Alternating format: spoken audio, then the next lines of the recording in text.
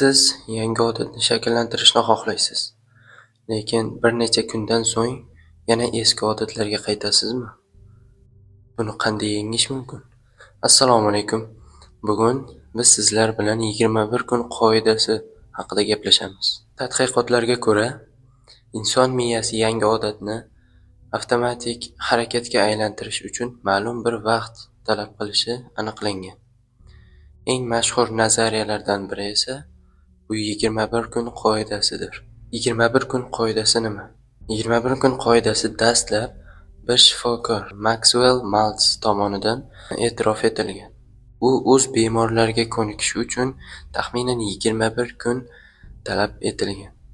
Shundan so'ng boshqa mutaxassislar ham odat shakllanishi uchun 21 kun talab etilishi haqida qoidani ilgari surishgan.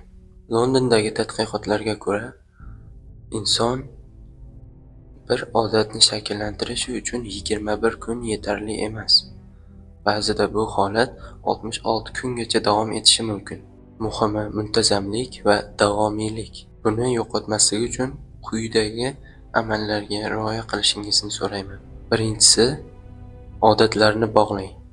Misol uchun, ertalab turib, tishlarni yuvgandan so'ng ozgina kitob o'qing. Ikkinchisi, ketma-ketlikni buzmang. Har kuni o'sha odatni qaytaring. Eng muhimi, ketma-ket 2 kun qoldirmang. Uchinchisi, o'zingizni mukofotlang. Har qanday kichik yutuqlaringiz uchun o'zingizni rag'batlantiring.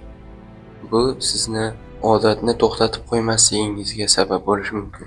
Demak, 21 kun qoidasi sizni boshlashga yordam berishi mumkin, ammo natija uchun davomiylik talab qilinadi. Agar siz odatlarni shakllantirishni xohlasangiz, hozirdan boshlab kichik bir qadam qo'ying va davom eting.